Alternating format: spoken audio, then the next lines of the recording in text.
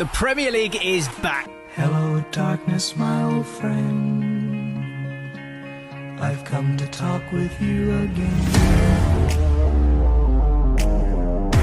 Welcome to the Spurs News Podcast, your home for all things Tottenham Hotspur.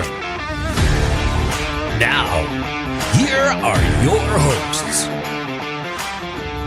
Hello everybody and welcome to a new therapy session here, also known as the Spurs News Podcast. I am Sam. Joining me to discuss the season kicking off, it's Stefan. I can only discuss that after we talk about how good that intro was. Yeah, but I know it's forced now. No, I worked really hard on that one last week and no one said anything. Everyone was just like, oh yeah, cheers, nice to hear you're back. It's like, yeah, but what about the intro? And this week's intro hits a bit too close to home. Well, this week's the Premier League's back and everything's gone Oh, I shit missed the summer. away. Yeah. Straight away, it's all gone. Do you know what? I got to about 70 minutes into that match and actually missed hydration breaks. Ooh, there's a thing to say. No, I don't think I missed hydration breaks. I missed watching football when football's being played between two teams playing football, but definitely didn't miss hydration breaks. So yeah, that's where we begin this week on my quest to cheer myself up. We will begin with Brentford 3, Tottenham 0 to start the Premier League season. To sum it up in a word, ouch. That's one word. I think we used slightly stronger words. Yeah, that was one word. Jesus, man. Yeah, there was so much optimism for the first 2 minutes. Well, and then I got into this. We're going to wake up in a minute. Any minute now, we're going to start. Oh no, they've scored. Well, I want to start by saying, because this is a Tottenham podcast. We're focusing on Tottenham, but I do just want to start by saying how good Brentford were. Because it frustrates me, and it happens all the time, that when you have a kind of narrative of big club playing smaller club, which I don't think you should really get in the Premier. I know it exists, but Premier League teams playing each other should be Premier League teams playing each other, regardless of their past or stature or size or whatever. But every pundit, everyone doing it afterwards, talked about it like it was this kind of giant killing from the FA Cup, which it wasn't. Yeah. It wasn't a fluke. That is a very, very settled team in Brentford. I think 9 of the players who started against us played their last game of last season. Very settled, very well run club, very organised. They all know their jobs. They're all good, and they played really well. They really, really went at us. They pressed really high to put pressure on us at the back, knowing that we had 3 players across the back line, starting, who probably wouldn't be in our strongest 11. And it worked. They put the pressure on, they got the goals, they took their chances, and they played really well. It could have been more. They missed a penalty. We did miss a couple of chances, but it just... They played really well. So I just want to say that off the bat before we start going into the problems with us. I just think it needs to be said because I don't think it gets said enough. No, they had a clear tactic, a clear this is how we're going to play the game, and they executed it really well. Yeah, they played really well. Now, so moving on to the actual sort of game itself, then there isn't a...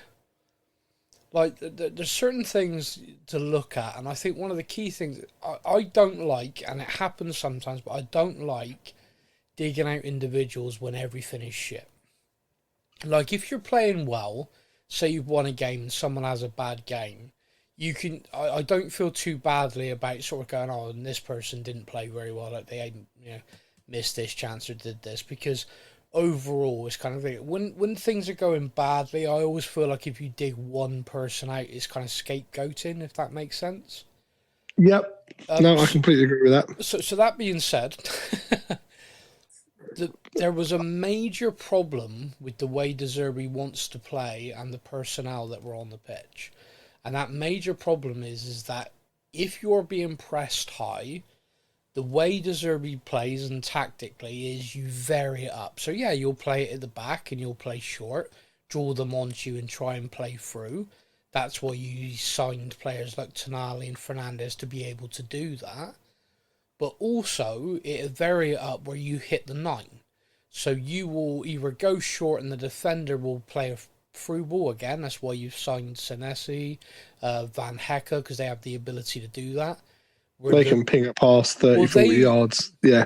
Those two were the leading centre-backs for forward completed passes last season. So those two play a game where they literally pass it through the lines. And not just that they were attempting it, they were the two leading players for completing those passes. And in a statistical analysis of the game, they were doing it again. However, they're not showing as completed because the person the ball was played to can't control it. Like my brain was struggling with how the ball seemed to bounce off Richie. Do you remember when Sissoko couldn't control the ball? And it became like a running joke almost with the fans. Like his best chance of scoring is if someone crosses it and he tries to control it because it'd be a cracking shot. Yeah. Like it just. Like I'm watching. Considering, Richie, our number 9 is a Brazilian, and Brazilians are known for this flaring football and the close control and the tricks and the skills and all that you know and you think of when you think of Brazilian footballers. Well, see, the thing is, this is the thing that annoys me because I've watched this guy play for years and years, not just with us. He does have good close control. Like, he does. Like, you see it. But why is it when he's playing a 9 back to goal, it just escapes him? Like, it's like he's never seen a football before. It's bizarre. I saw one where he kind of went to control it and it bounced in front of him and it literally bounced off his shin. Yeah. And I'm like, surely he saw that coming. Like, surely. So there's two parts to this, which is a problem. Obviously, for whatever reason, and like my mind cannot grasp it, he cannot play that role. And if he cannot play that role, and he doesn't have the legs anymore to play wide, which has been proven over again, I don't know what role he has. Like I genuinely am not sure. So that's because I like Richie. He's a heart on his sleeve kind of footballer that I like, but I just can't find like that performance against Brett. Like you can kind of go, he had a bad game, but it was really bad. Like that was. Every time we played the ball out to try and give ourselves a break, he lost it instantly and they came straight back at us. There was no respite for the defence or midfield with him at all. No, and the thing is the tactically and the way we were set up to play was to do that, like get the ball to him and move up the pitch. And you saw it because every time the ball would go to him, the team would start moving up and then he'd lose it. So by the time later in the game, they weren't even moving up. We were just sat back. And that's because, obviously, mentally, the players are like, what's the point? Yeah, ball to Richie, let's get ready to defend. And that's not good. And so there's two aspects of that which I don't like. One is, obviously, was that not happening in training? Do you know what I mean? It's like, did he do fine at that all week and then gets into a game situation and loses his mind? Like, I don't know. But you guys are passing it gentler in training. I am concerned that at no point did we change what we were doing. Like that concerned me. No, one question I actually had a question for you on this one. Yeah.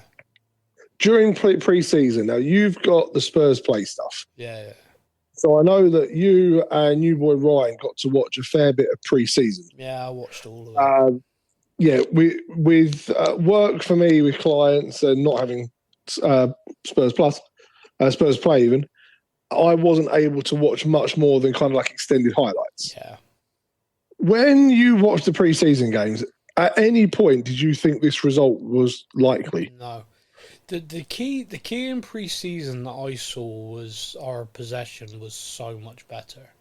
Like we controlled in every game, including the game against Chelsea, we largely controlled the ball. Of course, the opposition had moments and stuff, but we largely controlled the games. And that was the thing I was looking at, and I was like, the signings we made, the experience and the composure, that is going to be a massive difference.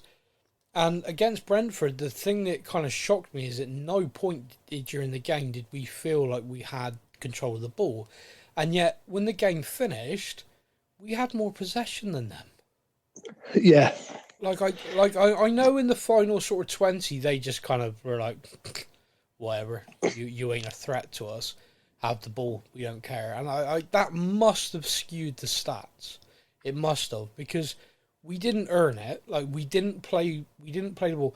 Now, I did see someone, far smarter person than me, who does like real in-depth tactical analysis, say the biggest problem with Tottenham's pre-season is they didn't have any high-intensity games. So the minute the Premier League started and a team are really at you, like really high pressing, they couldn't cope with it. Yeah. So they're saying the kind of the pre-season games almost allowed us to have that possession that a Premier League club's not going to. Well, that's what they're saying, but I don't agree with that. Like, the game we played in pre-season against Chelsea was actually very intense, like really kind of, and we went down to 10 men. And like, so we had to really, like, there was a lot of work done in that game. And so I don't fully agree. I mean, I do get the idea. I do get the mentality of league is very different to pre-season. Like, I get that completely. I do also think there's a little something to, and this is where, again, and I'm talking purely footballing now, because anyone who listens to the podcast knows my reservations around De Zerbi as a person, where I do have that little question mark now, which is, they were at us. He made no changes to what we were doing to help. Like, no, there was no switch. There was no kind of, right, this isn't working, kicking it to Richie. This isn't working, playing it at the back. We need to vary something. We need to do something. There was none of that. Nothing happened in the whole game to improve us. The substitutions almost, like, were just kind of, all right, you've swapped so-and-so with so-and-so. There's been no impact. Like, swapped the midfield too. And it was like, I was interested to see how Bentancur would do kind of in this system and this setup. Yeah. Because when he came back from injury, he looked phenomenal. Yeah. And I'm like, was that because of who he was playing next to? Was it just genuinely he's been able to rest off all of that stuff with the injury and he's come back fully fit and fighting? He came on the pitch and I didn't really see anything of that in this game. And I'm like, oh. Well, this is the the point I was just about to make, which is, if you've got the best player in the world, you could have brought Lionel Messi on in his prime, but you are doing the same thing that the opposition are defending, you're going to get the same result. It's like, and what didn't piss me off, but just kind of concerned me, was in the post-match, De Zerbi spoke and acted like that was deliberate. Like, I set us up today hoping we might get a result, but fully expecting to happen what happened. And that's why I need this and why I need this. And I was just like, because he talked about Berval. Like, now, Berval is linked heavily with leaving. And then there was this, just before the game, like, no, Tottenham are keeping him. The lad's, like, knuckled down. He's accepted he's staying, sort of thing. He then had one of his poorest 45 minutes in a Tottenham shirt. Well, he starts him, and then afterwards he says, and I know he's kind of clarified this now, which made it a little bit better, but at the time, like, the game finishes, and he's like, yeah, I knew he'd struggle today. I knew Bentancur would do better there, but, you know, for the club's future, I needed to play him. It was almost like he was saying, I got to keep the kid because the club want to keep him, and the only way to do that is to play him, even though I know we'll lose. Do you know what I mean? Like, that's how it came across. It was a very worrying. And he kept going on about how the players aren't physically where they need to be, and we need to do this and we need to do that. And it came across like, I've just used this match to prove to the board that actually we need to get some more players in. Well, the physical fitness. So let's just do one thing at a time. So Berval, he struggled massively struggled, and I didn't like this kind of scapegoating, hanging him out to dry. He has since clarified his comments of like, he's a young player. I picked him because I believed in him, but I knew it was going to be difficult. However, this experience, he's going to be all the better for it. And kind of like, it's like I gave him a huge hug because he knew he didn't have a good game. But also, I know and he knows that sometimes you have to lose to improve. And I was like, okay, right, yeah, if that's what you were trying to say, but in temper after a loss, I get it. And I'm going to give him the benefit of the doubt. Like, okay, all right, fine, I get what you were trying to say now. I also understand, as everyone should, I always think shoving a microphone in front of a manager after they've just lost, like literally like walking off the field, like, so you just got dick today, how do you feel? And like they're obviously trying to keep their media training of like, yeah, really good. Like, oh, I'm just in the best mood, thank you for asking.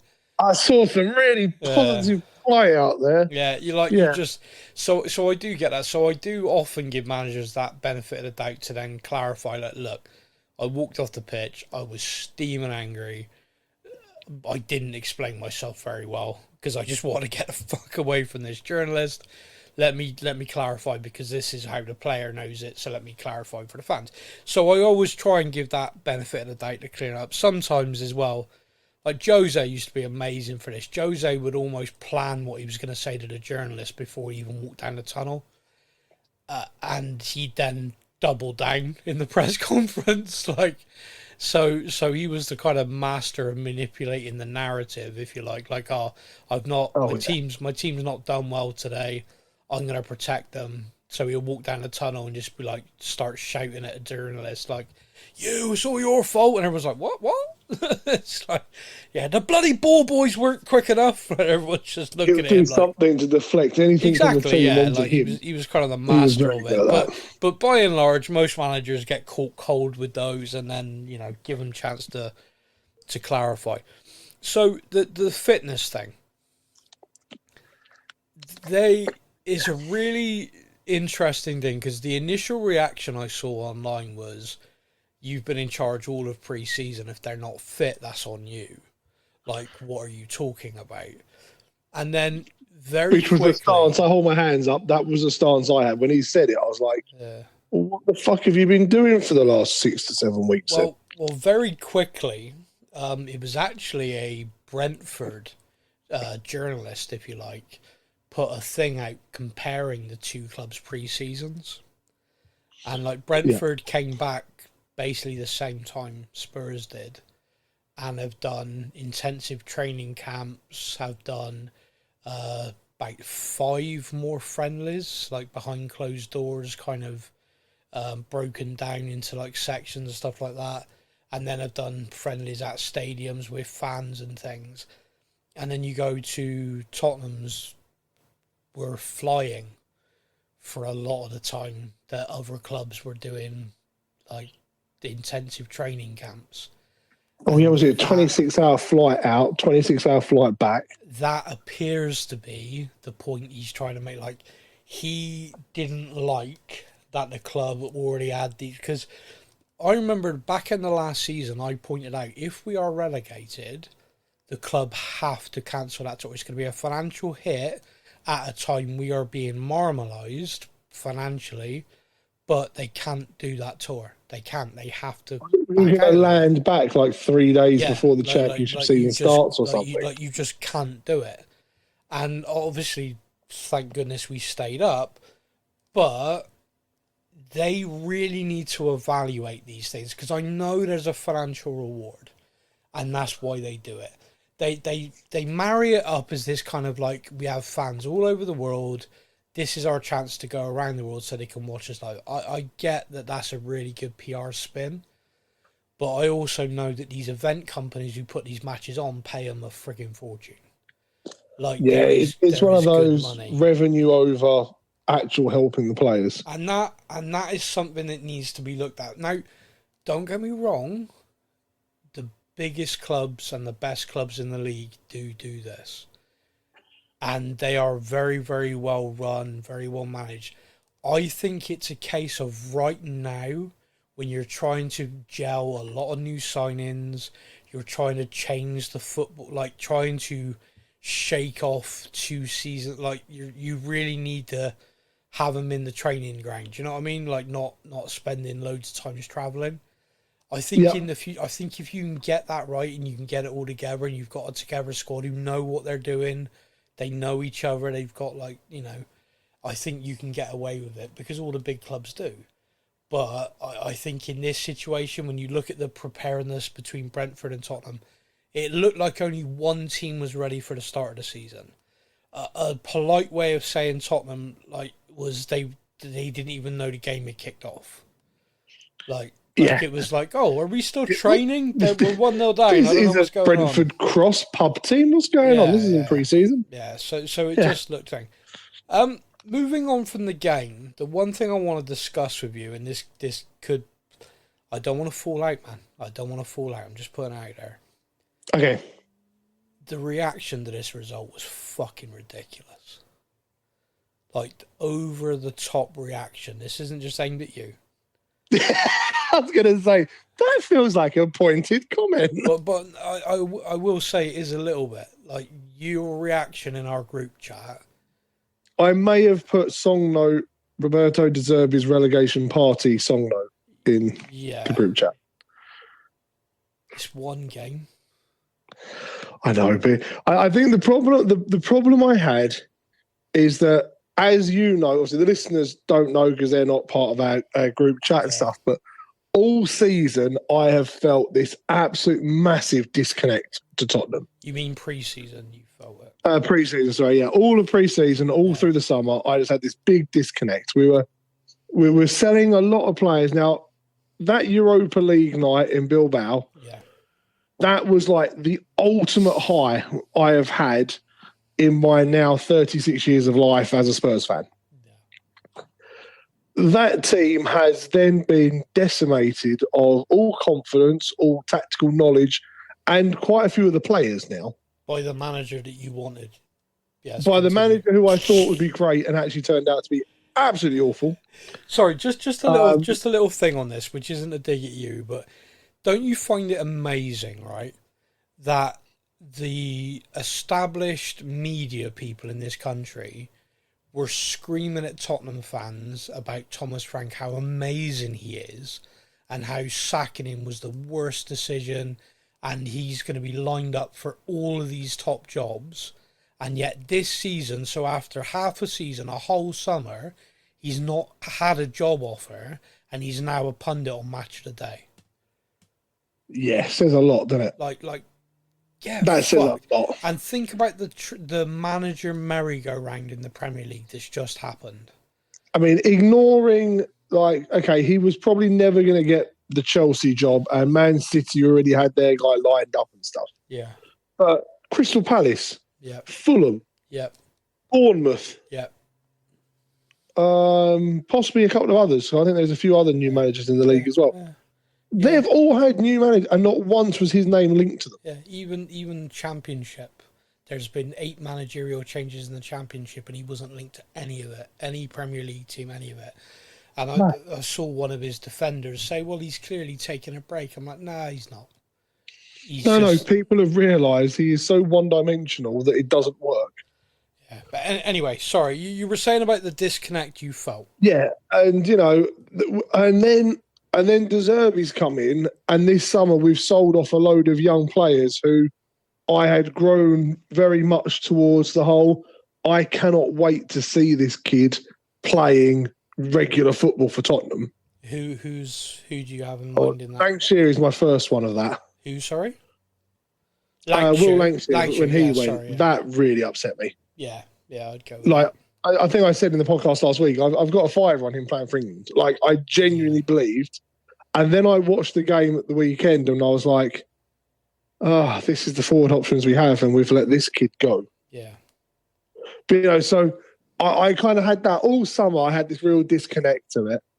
And then the Premier League season starts, and somehow I was pumped when that game started. Yeah. I'd kicked everyone out the lounge. I had it on the telly. I was like, yes, football is back. Yeah. And for like the first 2 minutes, I was like, yeah, come on, Spurs, come on. And then I spent about 10 minutes going, we need to wake up. We need to get out of first, maybe second gear here. This is what. And then they scored, and I was kind of like, here we go again. Yeah.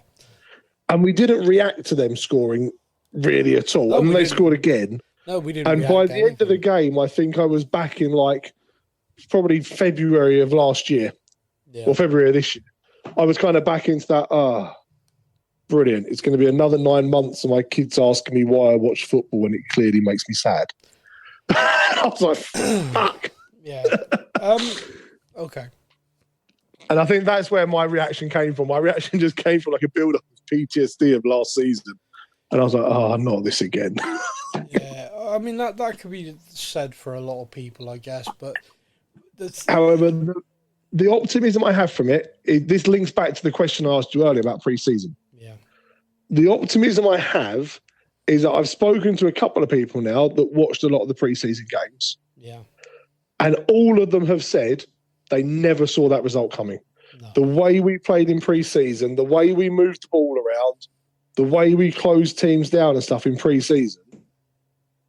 And it's enough to just make me go, okay, first game of the season, we still have quite a few players out. Maybe that's just a bit of a blip, start of the season, because everyone I've spoken to has told me pre-season we look like quite a good footballing team. Yeah. So my optimism is that it was that first game of the season blip. Yeah, I find so reacting in the moment, like I can kind of, like, I get it. Everyone just kind of has that, for fuck's sake, reaction and kind of like everything. What made it over the top for me? Like, because that's a reaction I can understand. I don't understand in that moment, oh, well, we're getting relegated again. Stuff like I don't get that. Like, that's kind of like, there's not even gallows humour. It's almost like you're deliberately trolling other fans. Like, I don't understand that. Like, just to try and piss everyone else off. And again, I'm not singling you out, and it's like, this was everywhere. This kind of like, not in a jokey way, but in a kind of, oh, we're shit. We're always going to be shit. The club's rotten to the core. Doesn't matter what money we spend or what. It's like, it's one fucking game. Like, one game. We started last season beating Burnley 3-0 and Man City 2-0 in our first two games. And then what happened? Does anyone think... That's about as good as it got.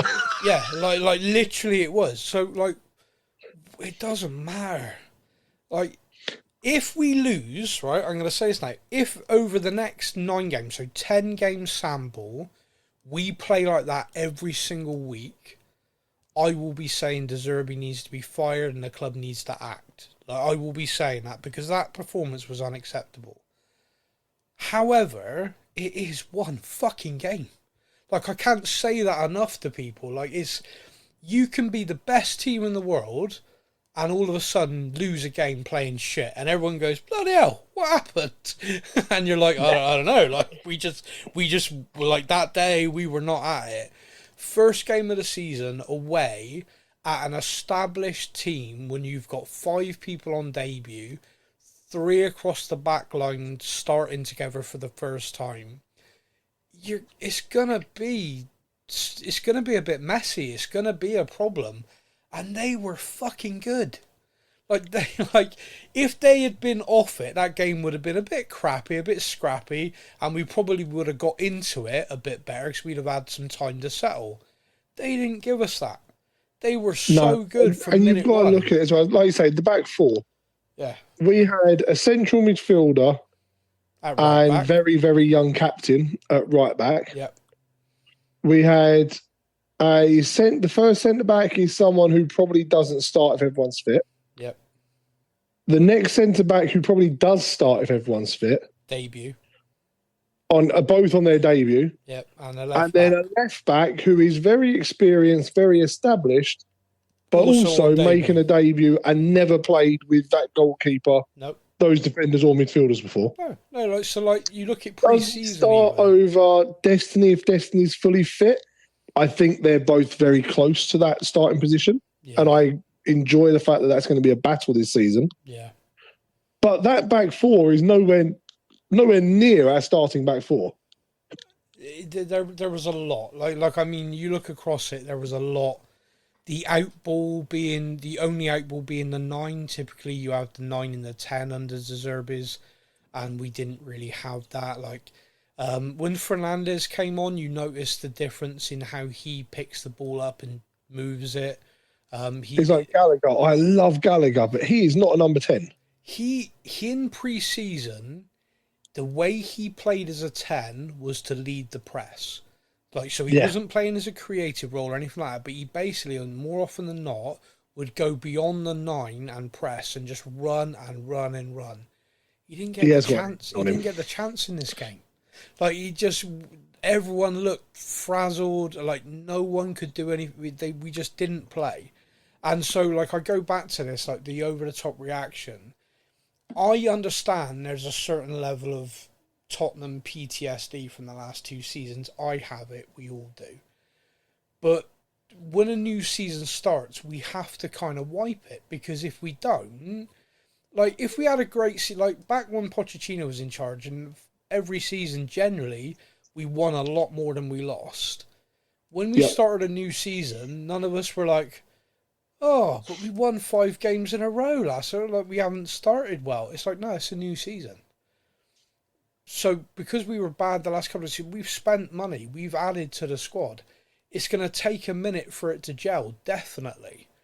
But if we as fans are ready to dive on this team after 1 game, we are never digging ourselves out of this. No, you're just going to make an atmosphere again at the club, but that's not going to help. Because the next thing I want to come to is the media reaction. They fucking loved it. Yeah. We spent money for the first time, and therefore we have put our heads above the parapet of like, right, we are going to behave like we're a big club again. But we've done that off the back of back-to-back 17th finishes, which means there are teams and fans up and down the country who now hate us. I mean, not going to lie, Gabby O'Bonahor on TalkSport is the funniest fucking thing to listen to at the moment. I can't stand. He has me in absolute stitches. Like yesterday, I finished work, put on Talkshite to listen to on the way home, and it was just him going over and over and over the fact that it's not fair because Villa can't spend money. It's not fair. And every time he just kept going back. He had Andy Goldstein with him. Yeah. And in fairness, I very rarely agree with stuff that Andy Goldstein says, but he kept turning around and going, but Tottenham have created a stadium to hold events to increase their revenue. What have Aston Villa done? Yeah, no, but it's not fair because Tottenham can spend 300 million and they still lose. And it's not fair. And Goldstein's like, but the model of the club has been building since they opened the stadium. Tottenham have been building this revenue increase, which means that, yes, they realise they're in trouble. They've now spent the money to get out of it.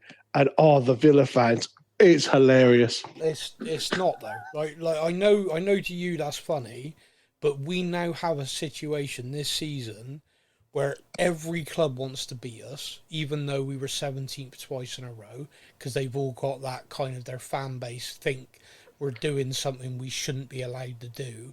And every pundit and every co-commentator has got a fucking agenda. If we as fans are on our own team as well, this is going to be a bad season. Because you only got to look at Gary Neville's analysis of us. Oh, Brentford beating Tottenham after Tottenham spent all that money is brilliant. That's what makes the Premier League special. Because a well-organised team beat all the superstars that cost all the money. The 2 starting 11s... Tottenham's cost 60 million more than Brentford's did. The 2 starting 11s. 60 million. In modern football, that's 1 player. So that narrative, his bullshit to start with, is wrong. That same mustachioed cunt who can't grow facial hair, when talking about Man United, said they need to spend more. Man United need to spend. They need to spend more. You can't lose the opening game like that. They need to spend. They've not spent enough. When talking about Tottenham, they've spent too much. They've overspent. It's good that they lost. It shows the league's competitive. In 2 days... There's a definite narrative that he has started in a couple 2 of days times now on Sky Sports, that was what he did. He went from that to that, talking about 2 different clubs. And for someone who, by and large, because I listen to his podcast, stuff like that, I don't mind. I kind of respect. Okay, I don't agree with you on that, but I respect your view and stuff. A lot of people are going to be looking at that. A lot of people, fans all over the country of every single club, are just going to be listening and influenced by that view. Oh, Man United need to spend more. Tottenham have overspent. They're shit. Well, do you remember, was it last season or season before, we had 6 months of Vicario can't claim a cross. Yeah. Tottenham concede from every corner and set piece they concede. Do you remember the game? They can't defend. Said that. And I was like, wait a minute. In the game, he was talking about it, and at the bottom of the fucking screen, the stat came up that we were the lowest in the league for conceding corners at that point in time. And he went, I don't believe that. The fuck? Anyway, right, I'm gonna go. But my point is, the media reaction. Like, I thought a lot of the fan reaction was over the top. It's one game. If after 10 we're playing that way, I am on board. Like, I am ready to lynch. Like, I am done. Thomas Frank should have taught all of us, you do not stick with things going badly wrong. Yes. I hope the board have learned that lesson. But for me, one game, first game up, holy shit. If you're going to lose and you're going to have your bad moments, do it now. Do it now. Like, let's get this shit out of the way. The media, though, this season are wanting us to fail. They want us to have spent all this money and it to do nothing. And fans of other teams want that as well. We have to be behind this team. We have to back them. It's the first home game of the season tonight. It's the League Cup. We're playing against a team who are mocking us openly. Like, their fan base, their official account and everything like that, they beat West Ham in the Championship. And now they're going to come and beat Tottenham because Tottenham should be a Championship team. It's like everyone's out. Everyone thinks it's funny to have a pop at us. Every company from Domino's Pizza to Paddy Power Gambling are making a joke of us currently. Everybody. Yeah. It's in vogue. It's fashionable. It's like, all these other clubs can lose games. Man United lost. And it's like, oh, bloody hell, Man United lost. That's a surprise. Tottenham lost. They're shit. Yeah, I couldn't believe, like, considering we had Man United losing at Hull. Yeah. With them all, mauled by the Tigers and all that stuff. A team that, even by most Hull fans, shouldn't be in the Premiership. Yeah. Because they genuinely like, we're going to get screwed this season. We are not ready for this. Beat Man United 2-0. One Hull fan put on Twitter, we have 3 more points than I expected us to get this season. Yeah. I mean, they expected nothing. And that was kind of come out as, there was a little bit afterwards of Carrick's lost the dressing room. Fernandes questioned the tactics. He's lost the dressing room. And then the Tottenham game happened. And it was like, they completely forgot about that result. Yeah. Because let's just focus on it. And I'm like, surely the 2 biggest results this weekend was United losing to Hull and Aston Villa, whose squad is being ripped apart, losing to Brighton. Surely they were actually the 2 biggest games of the weekend. That Brighton game, everyone's only talking us. That Brighton game, by the way, if Brighton hadn't eased off, that could have been a bad score. They backed off. No one's talking about it. Everyone's just talking about the fact that Tottenham spent money and lost. No, but there was a Brighton fan was saying that he was actually quite annoyed. It's like you were winning 4-0. I understand that you kind of coast a little bit. It's like you're 4-0 up against 10 men. Don't stop playing. Like, you had the chance to absolutely make a goal difference. You know what I mean? It's like, if come the end of the season you miss out in Europe by 2 goals, it's those situations where you should have been ruthless.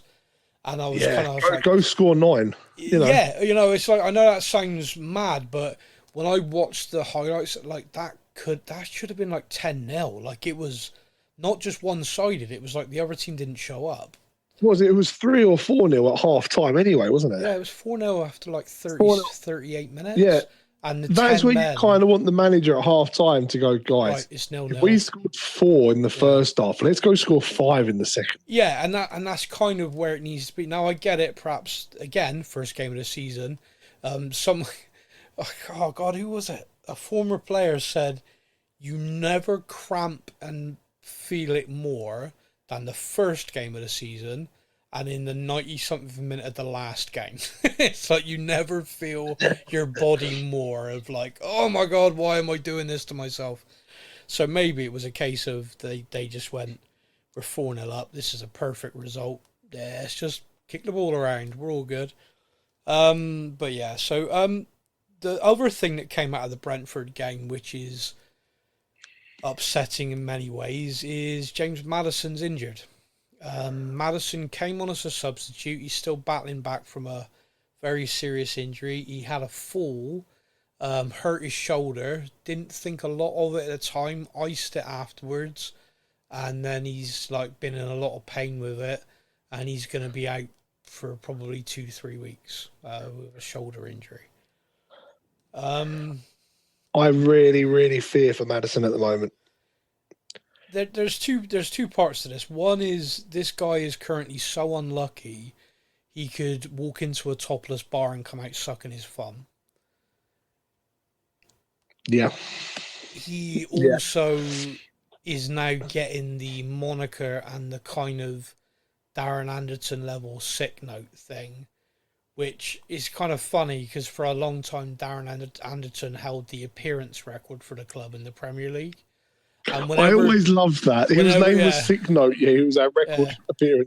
Whenever people kind of learned that, it was like, really, he was dead all the time. When it's like, actually, no, it just kind of, he had a couple of really bad ones, and then that was it. It stuck. Like Anderton's injured again. It's like, well, it's the first game he's missed in 30, but whatever. But once you get the label, once that is, it kind of sets in. And the kind of reaction, like me, for example, my reaction was, oh, poor bastard. Like, that's just no luck at all. Like, you come on and you fall, and, like, that's ridiculous. Like, you're so unlucky.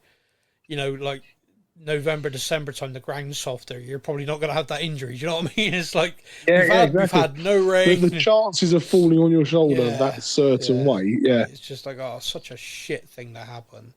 And then I'm looking around and the general reaction, oh, he's so unreliable. We got to get rid of him. And I'm like, fucking hell. Like, I know a lot of these players and people who follow them should know they are chronically online. Yeah. And I'm like, oh, can you imagine just reading all this shit when you're feeling like the world's clearly against me because I've had this injury. Every time he gets near fitness, something happens. It's like, I think, unfortunately, it also showed why he was as far down the list of captains as he is now. There's clearly a thought in the club about these injuries. Yeah, I'd agree with that. I mean, that has to be. I thought he was nailed on to be the captain for the season. I think he's a natural leader in the way he treats people and the way he is. And I think if he was playing regularly, it was a no-brainer. I think it's very difficult to sort of go, okay, here's your club captain, everyone. Probably going to be on the bench most of the time. Maybe in the stands. It's kind of difficult to do. I think when you're looking at the captain, you do want someone who has a presence and a leadership naturally to them, but you also want him to be the first name on the team sheet and there on a regular basis. I mean, he's picked Mickey van der Ven, who did, touch wood, have a much better season injury-wise last season. A lot of that largely due to the fact he just didn't bother running for a lot of it. Which, we'll see how that goes. But I do think as well, it's a mentality thing in modern football, which is kind of shifted, where when I was younger, who the captain was was a big deal. Now I'm not so sure it is. You hear people talk about leadership groups, and you hear people talk about leadership in the sense of you need leaders on the pitch, and like Robertson at left back is his national captain, ridiculously experienced. He isn't just going to stay quiet because he's not got an armband on. Do you know what I mean? Like, there's other players as well that are the same. He's going to demand a standard. Yeah. You know, Gallagher in midfield, Tonali.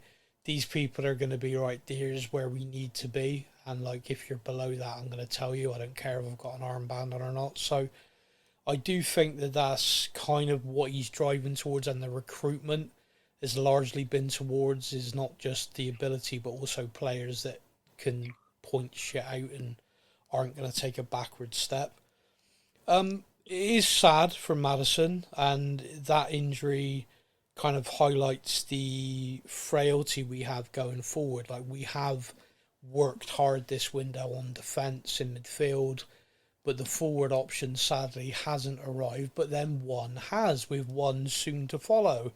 Savio has signed, not Savinho. I'm concerned there are twins and we've bought the wrong one. That would be a Tottenham thing to do. It was Man United, wasn't it? The two defenders, Fabio and Raphael. Do you buy the conspiracy that Ferguson used to swap them at half-time? I loved that idea. I do. Don't know whether it was true or not. I feel that is exactly something. Identical twins. Yeah, if I could just swap them. Yeah, I feel that is exactly something that bastard would do. Yeah, Raphael's having a really bad first half. All right, put Fabio on. But there's a series of photos, and of course nowadays you can't trust anything. But there's a series of photos on a video someone did where basically like the one brother's on the bench, one's playing, then in the second half the one who's on the bench is still supposed to be the same, but looks fucked. And everyone's like, he played 45 minutes. Like, look at him, he's got sweat. This guy is not just sat on the bench for anyway, right? So that's a stupid thing. But yeah, Savio is signed from Manchester City. The kid did everything to join us. Makes you question his sanity. It really does. Like, I do think that someone needs to... But there was this thing a while back about... Oh, God. which made me laugh, which is, like, obviously, like, a lot of players his age and stuff's got his family around him in Manchester, and he's got a missus. And someone put, like, he had the opportunity to move to London, and his missus was like, yes, we're going to London. Like, I want to live in London. Family are like, yes, nice house in London. Let's get out of Manchester. That'll do. And like he's been pushing and pushing and pushing, and then and this has been the kind of running joke. Like, this guy's pushing like Mags. He promised his girlfriend shopping in London on a regular basis. Yeah. He then gets the move, of course. He does the interview and he says a few things like, "Oh, the minute my agents told me, I was like, I want to come here. I want to play for this club." And then he says, "And my family wanted me here." And I was like, oh no, I don't know whether you've done that on purpose, but that theory is now never going away.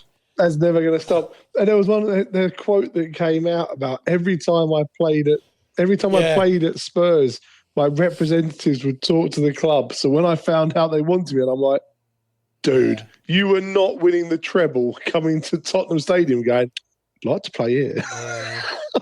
No, you were not. Yeah. Do you remember years ago, it was like every player we signed was like, oh yeah, and as a kid I was a Tottenham fan, and you're like, really? In Azerbaijan, that was your team? Yeah. And then now it's like every player we sign is like, when I come to this ground, I was like, I'd love to play here more often. It's like, you came here and dicked us like 9-0. Why were you like looking at... I mean, I get that you were so chilled out that the easy win, you were probably looking around like, it's a nice stand. This is a nice place. But anyway, so Savio has joined. He is registered in time to play tonight. It'd be interesting to see... come off the bench or something. I mean, I wouldn't be surprised if he starts. Given the way it went at the weekend, I wouldn't be overly shocked, but I think he'd be on the bench. One side and Tell on the other. No, real injection of pace. I think he'll be on the bench to start with. That's my feeling. I think Mikey Moore starts again, and I think he's on the bench. We'll see. We will see. Do you know? We'll just quickly mention Mikey Moore. Yeah. I do not understand the social media reaction. He fucking slated after the Brentford game. He had two shots on target, and I really don't see what he did wrong for so many people to be like, fucking hell, that's our wonder kid. All right, allow me to put this to you. Richarlison misses those exact same chances. You are ripping him a new one. Richarlison is an experienced seasonal professional. He's a Mikey Moore, the wonder kid. He's a professional. He's a professional footballer playing first team football for Tottenham. It doesn't matter the age, where he's come He should from. be scoring. He should be fucking scoring. I'm a massive Mikey Moore fan, and I also know he will be the first person to say, I should have scored twice. I fucked up. And that's why he's a good player, because he will be pissed at himself about that. He will be livid, and he will work. The fan reaction was shit, because the fan reaction was shit in general, but he is a professional who will look at that, and it will be like rocket fuel to make sure that shit doesn't happen again. And if he does start tonight and he gets a chance, he'll fucking bury it. He is that kind of player, and he's that kind of mentality, and that's why he's not overhyped. That's why he's hyped by people who have watched him through the academy, watched him go out on loan. Like I've got to say, again, I know it's only talk sport, but there was a thing about Rangers fans after they lost the other night. Yeah. And every Rangers fan was saying, like, bring back fuck, we miss Mikey Moore. Yeah, because he offers something a lot of players don't nowadays. The kind of Gaza-esque get on the ball, beat people dribbling. And also he will score. Like, he scored chances like he missed against Brentford in the Old Firm derby last season. It is not a pressure thing. It's not anything like that. It's just one of those days where nothing went right for us. And he, unfortunately, was someone it didn't go right for. But back to the signings. Savio's joining and he's ready. As me and these speak... admit, Ryan, listening to this, is going to love me saying this. I am quite excited by that signing. I have given Ryan a pre-season of shit because he is so overexcited for this signing. I am but I am a little bit excited. You know, like, we sign players and I'm always kind of like, I hope they do well. Like, I really hope they do well. Like, especially if it's big money, because you're like, there's pressure to that.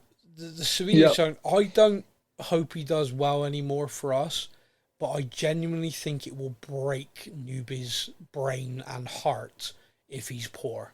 Like, he has spent the summer so obsessed with this signing to the point Savio could sign Newby Ryan as his personal hype man. Yeah, like to the point now where he even admits to me, like, I'm nervous. I need him to do well. Like, my mental health might not take it. So Savio has signed. He's available to play tonight in the League Cup. Having his medical today, so could be announced maybe at the game. Maybe they'll keep it back in case we do shite and they want to break the news cycle tomorrow. Is Marmoush also joining from Manchester City? I will say, I don't know if I'm saying his name right. Marmoush.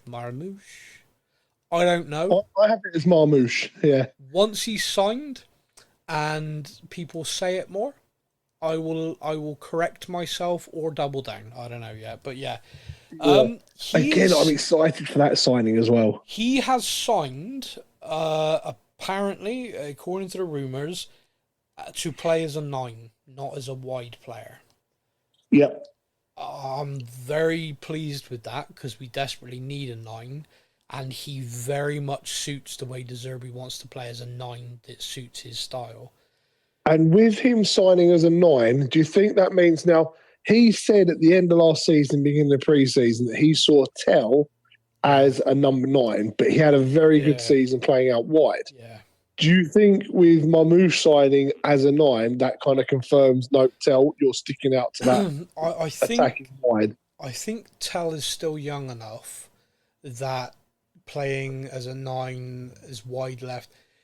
See, there are certain strike forces that swap. Like Marmoush can play right and left and centre. Savio can play right, left and centre. Tell can play right, left and centre. And there are certain, like the idea of those three who are all rapid, by the way. The fluid front three is something that I do really like the idea of. Could potentially give teams a big problem by just interchanging and moving around. It isn't going to click overnight, though, and this is the thing that people need to realise. This is like, we are a work in, like, this season is going to be a work in progress. Like, someone said the other day, like, being a Premier League manager where you've had to come in and make a lot of changes, which obviously De Zerbi is having to do, is the equivalent of laying railway track while the train's rolling. Like, you got to do it fast and you got to get it done quick, so otherwise the train's going to roll all over you and it's all done and derailed and you're out of a job. Yeah. And Yeah, it's fair, like, fair. Yeah. so, yeah, that's quite a good analogy. So, Savio is signed. Mamouche is nearly signed. Possibly by the time I'm done recording this and people are listening to it, is done. What do you think to the rumour? 2 more. One or two more still to follow. What do you think to that? Do you think we're done, or do you think there's still business being done?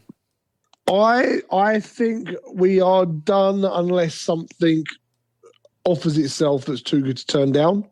Like, I think if we finish the transfer window with the players that we've now got in after Mamouche signs as well, yeah, I think we look at this transfer window and go, we've had a bloody good window. Yeah. If a couple, now I know one of the players we've been linked to is Gakpo. Yep. Who I've got to be honest, I'm not excited by that one. I think his consistency just doesn't match the hype. Outscored every Tottenham player last season. Yeah, I mean, fair point. The other one we've been linked to is Leao. Yeah, AC Milan, yeah. Now, that one excites me because that's a player I've liked for quite a long time. I think However, he's going to Villa. We have at the moment this season signed purposely Premier League proven players. Yeah.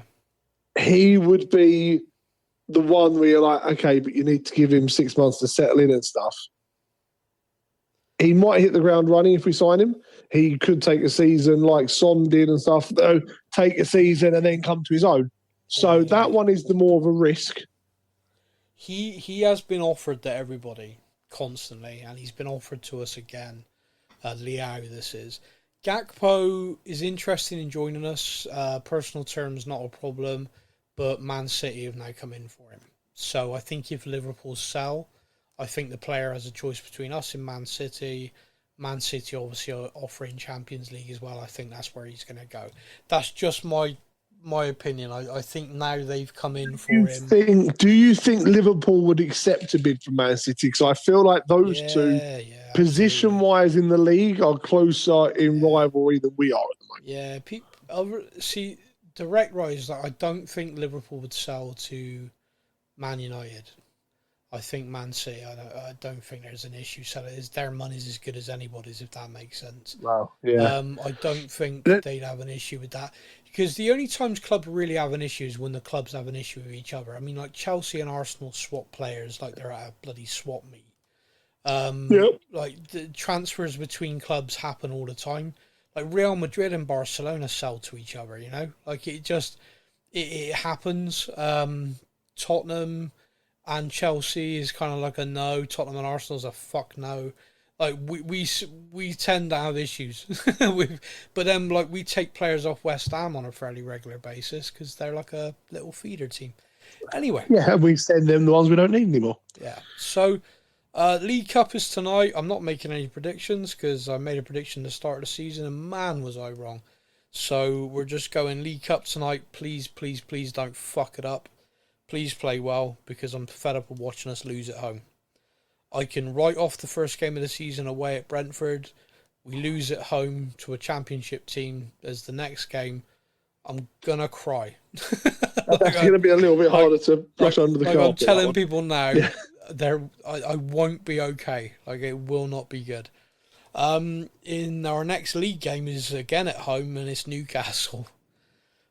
Do you reckon Tonal is looking at that going, fuck you, couldn't it be like a few months away? Like that's yeah, I don't need this yet. Yeah, at least it's at home and not at St James's Park for him, I suppose. Yeah, that's true. Yeah, he's got a chance to put down a marker. And we as a team have got a chance. 2 home games, put down a marker that this home form bullshit's behind us. let's get back to Tottenham Hotspur Stadium being a place teams don't enjoy coming. Speaking of teams not enjoying coming to the Tottenham Hotspur Stadium, a little story that I missed and then someone pointed out to me is De Zerbi's gone full Roy Kent. Now, anyone who's watching the series Ted Lasso will know of a certain character in that called Roy Kent. And in one of the most recent episodes, in his most recent episode, you find out that Roy Kent basically sabotaged the away dressing room for any team. Like, he turned it into a nightmare. He had the lights flickering. He put every bench has got a slight slope on it. Every bench had a slight slope, so it was uneven. He just turned it into like the showers, like were screwed. Like he just turned it into a nightmare fueled. He had a trained wall in the middle, just so the whole team could see each other. Yeah. Apparently, the Tottenham Hotspur Stadium away dressing rooms had a massive revamp. And do you call it a devamp? Whereas a devamp in this one, it had 5 physio tables. It now has 1. It had cushioned seating, and that's been removed, so it's just wooden benches. The TV monitor on the wall has been removed. There is no TV now in there for them to look at things to analyse. They've just got a whiteboard provided. All of the facilities in there that were like state of the art, the same as the home dressing room, have been downgraded. That's the level of petty shit that I fucking love. Yeah, so that's all on De Zerbi's orders. He doesn't want teams arriving at our ground feeling comfortable, including and I don't like. There's a certain way teams arrive, and like the Tottenham team arrive and the opposition arrives, and apparently they've created a walkway now where they have to walk past like every Tottenham achievement and stuff like that, so like get it in their heads that Tottenham are winners the whole way. Like he's designed it anyway, so we'll see if it has any impact. And he's done the same with Hotspur away, isn't he? Well, at Hotspur, he's gone in and he's taken away, that. It's like it was too much like a spa resort. Now it's like you're going to work. Yeah, that's basically the line that's been used. Yeah, players were arriving like they were on a spa break. I've changed it so they're arriving knowing it's a workplace. So yeah, we'll wait and see, because the opening result of the season doesn't show us that. But we will see how we go. A little bit of self-promotion from me. I am writing a blog this season every Monday called My Monday Breakdown. You see, it's got 2 meanings, because I'm breaking down the result, but also I might be having a breakdown, and I generally think I will be. It's a short, sharp blog just with my thoughts off the back of the results.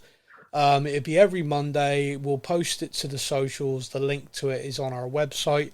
The website is all the W's, spursnews.co.uk, and on that website you can find the full archive of every podcast we've ever done, every article ever posted, blog post and everything.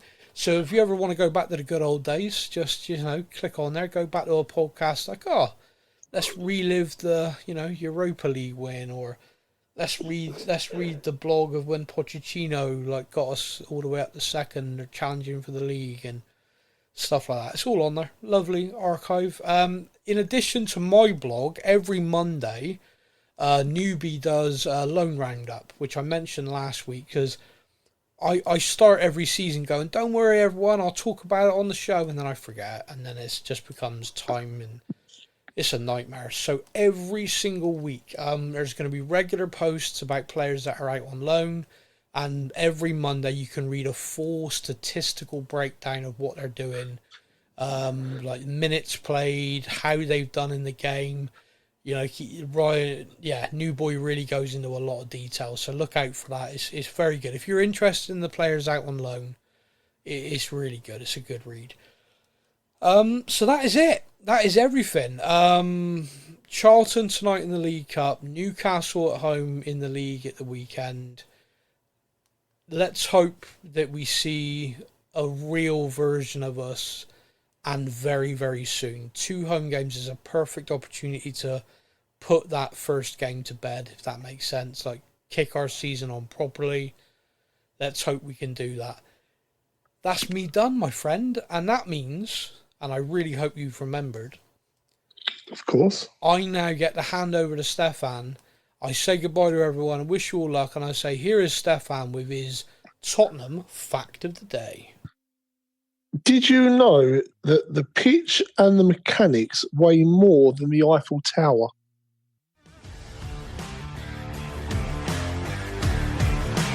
Thank you for listening to the Spurs News Podcast. We hope that you enjoyed the show. Stay up to date with all things Tottenham. Follow us on social media. All links are in the podcast description.